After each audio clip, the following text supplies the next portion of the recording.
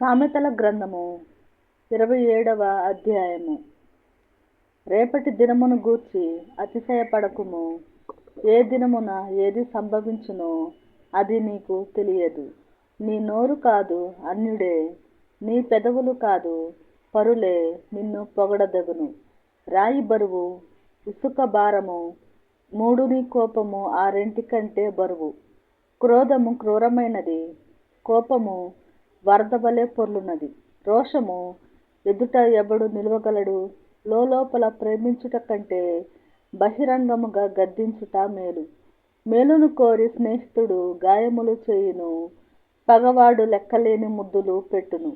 కడుపు నిండిన వాడు తేనె పట్టునైనను త్రొక్కివేయును, ఆకలి గురిన వానికి చేదు వస్తువైనను తీయగా నుండును. తన ఇల్లు విడిచి తిరుగువాడు గూడు విడిచి తిరుగు పక్షితో సమానుడు. తైలమును అత్తరును హృదయమును సంతోషపరచునట్లు చెలికాని హృదయములో నుండి వచ్చు మధురమైన మాటలు హృదయమును సంతోషపరచును. నీ స్నేహితునైనను నీ తండ్రి స్నేహితునైనను విడిచిపెట్టకుము. నీకు ఆపద కలిగిన దినమందు నీ సహోదరుని ఇంటికి వెళ్ళకుము. దూరములోనున్న సహోదరుని కంటే దగ్గరనున్న పొరుగువాడు వాసి. నా కుమారుడా, జ్ఞానమును సంపాదించి నా హృదయమును సంతోషపరచుము. అప్పుడు నన్ను నిందించు వారితో నేను ధైర్యముగా మాటలాడుదును. బుద్ధిమంతుడు అపాయము వచ్చుట చూచి దాగును, జ్ఞానము లేని వారు యోచింపక ఆపదలో పడుదురు. ఎదుటివాని కొరకు పూటపడిన వాని వస్త్రము పుచ్చుకొనుము, పరుల కొరకు పూటబడిన వాని వలన కుదువ పెట్టించుము.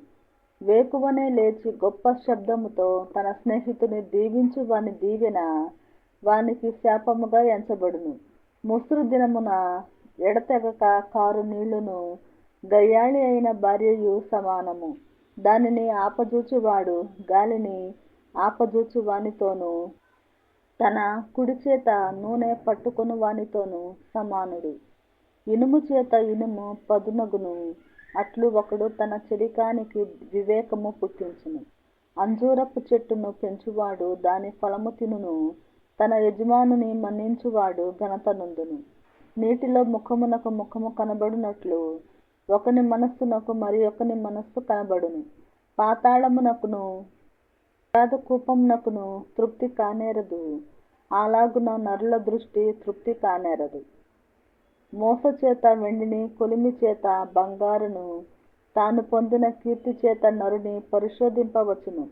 మూఢుని రోటిలోని గోధుమలలో వేసి రోకట దంచినను వాని మూఢత వాని వదిలిపోదు.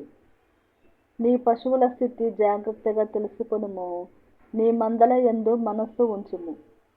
ధనము శాశ్వతము కాదు, కిరీటము తరతరములు ఉండునా?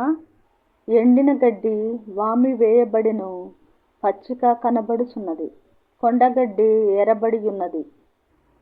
నీ వస్త్రముల కొరకు గొర్రె పిల్లలున్నవి, ఒక చేని క్రయధనమునకు పొట్టేళ్లు సరిపోవును. నీ ఆహారమునకు, నీ ఇంటివారి ఆహారమునకు, నీ పనికత్తెల జీవనమునకు మేకపాలు సమృద్ధి యగును.